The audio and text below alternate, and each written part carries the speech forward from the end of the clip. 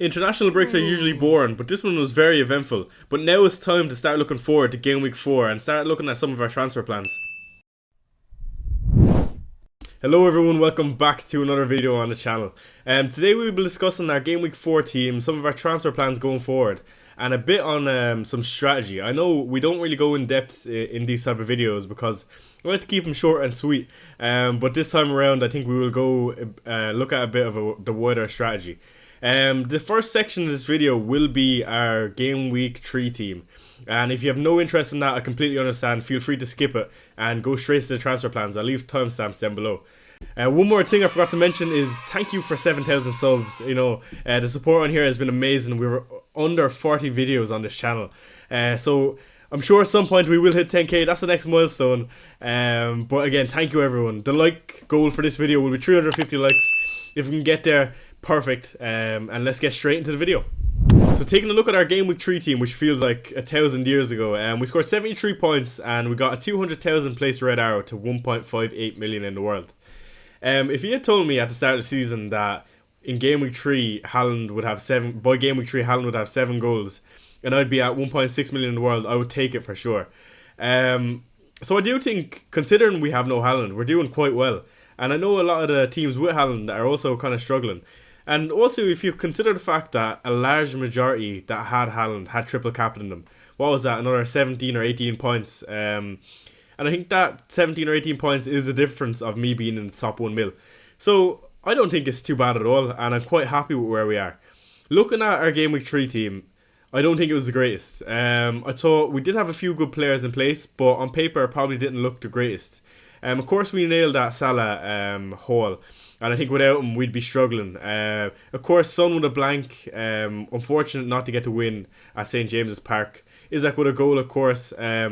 Watkins with another dodgy game, but he probably should have scored. But I mean the fixtures are there for him, so I don't think he was a bad move. And of course João Pedro on the bench, who we benched for Watkins and made that transfer. Again, I did speak about playing Pedro, but hindsight is a beautiful thing, so I'm not too worried about it. Of course, Bruno Fernandes with another blank. United were very, very poor in that game. But again, Southampton this week, we'll get onto that in a second. And also, Pedro Porro with a blank, Trent, of course, with a clean sheet, and Robinson with a late assist, and Dean Henderson finally with some save points. So overall, not the greatest week, but in a week where Haaland scores a hat-trick, the minimum we could ask for was a Salah haul, and we got it. So I don't think it was the worst, and let's get straight onto our transfers and our team next week. So taking a look at our team next week, I think it looks very, very good.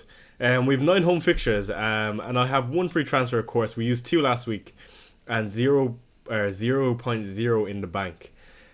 So if we run through the team real quick, Leicester home is a brilliant fixture for Henderson, so not worried about him. Trent, Robinson, and Pedro Porro.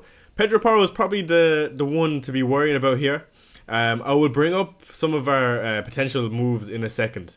But I don't think getting rid of Porro is necessarily the best idea. Especially because I think I'll want him back. Salah, Son, Bruno Fernandes and Diogo Jota. So this is definitely probably Bruno's last lifeline in this team. That Southampton fixture, I really do think he can return. And again, I do feel unfortunate he's not returned in the first 3 game weeks. Diogo Jota and Salah, of course, Nottingham Forest at home, amazing. A lot of people are scrambling to get Salah in after seeing what he's after doing in those first 3 game weeks. And we all know what he can do, but I think specifically after seeing him whole 3 weeks in a row, those that are on Wildcard will definitely want them in their team. Of course, we've got Son against Arsenal, who I do think can return in this fixture, of course, but it's just not worth getting rid of him with Brentford at home next week again. João Pedro, Isaac and Watkins up top. I really like João Pedro with that Ipswich at home fixture. Of course, he did travel with the Brazil national team, but he didn't get any minutes thus far. They've got 1 more fixture.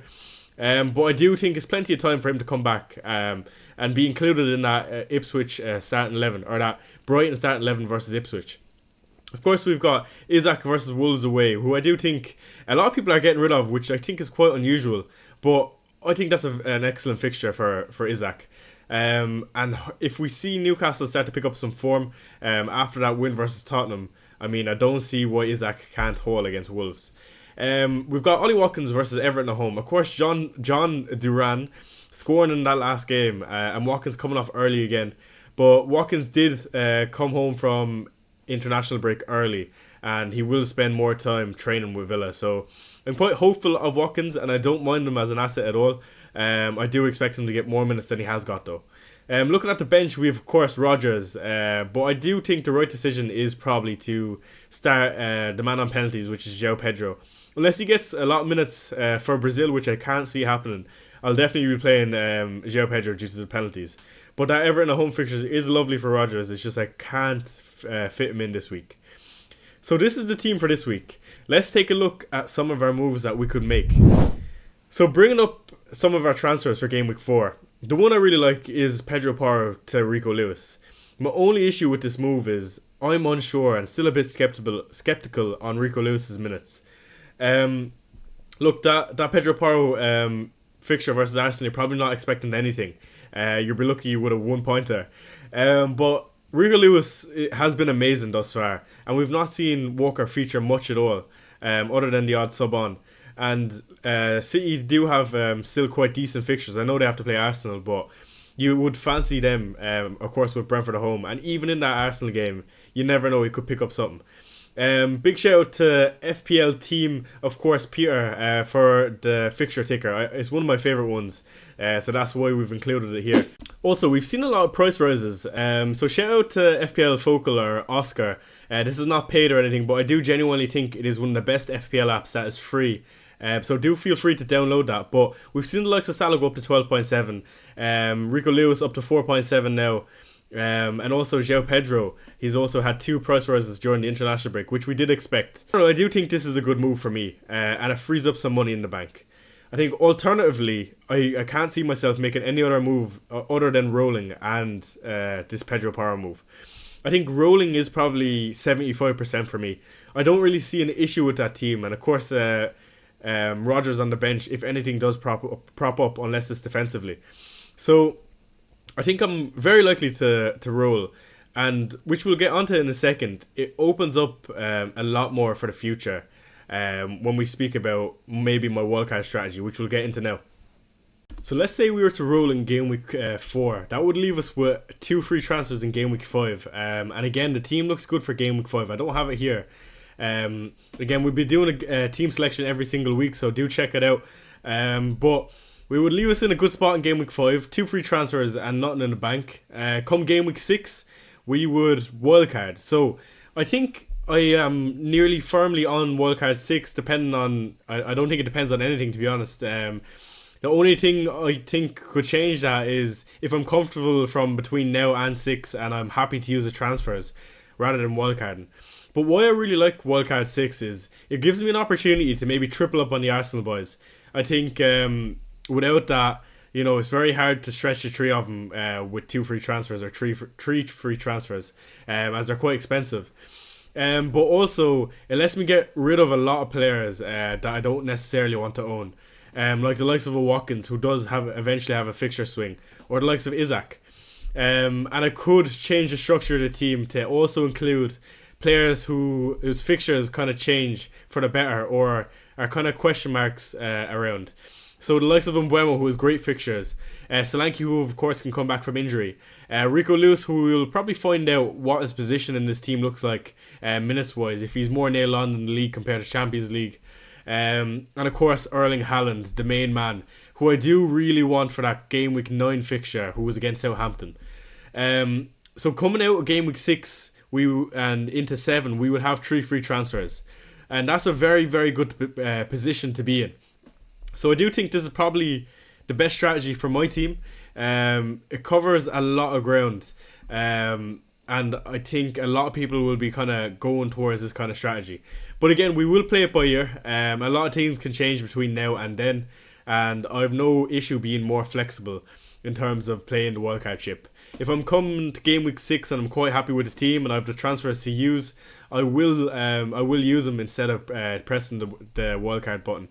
I think it's also good because I was listening to The Athletic, and they made a really good point about after game week 10-ish. Now, I know game week 6 is not game week 10, but you get way more information. And information is a key point of wildcarding in game week 6 rather than a bit earlier, including the fixture swing, of course. But they were saying that, you know, last season we seen the table kind of line up similar to how it did since game week 10. So in game week 10 last season, the likes of Arsenal, Spurs, Liverpool and City were in the top 4. And the 3 teams that got relegated were in the bottom 3. So after game week 10, we do get way more information, but 6 is a nice little sweet spot. We can kind of see the direction of some of the teams and how teams are playing and maybe fixtures we want to target. So I think that wildcard 6 fixture is probably optimal for me. I think in a ideal world, I would like to play it in 7 or 8 and try to get a bit more maybe out of those Liverpool assets while I'm tripled up. But again, like I say, it's good to be very flexible because issues can prop up in the team. In my own team, the likes of a Jota could become an issue, of course, with minutes. Darwin slowly creeping into that team. But again, it'd be interesting to see with the likes of Watkins as well. So this is the strategy I think I'm on. It can definitely change. We'll be doing a team selection before the deadline, which will probably come on a Thursday or Friday next week. And of course, if you like this video, be sure to like. I'm going to set a goal of 350 likes. I know the international break is a small bit more quiet, but if we can get there, brilliant. If not, no worries. So thank you for tuning in, and I will see you in the next.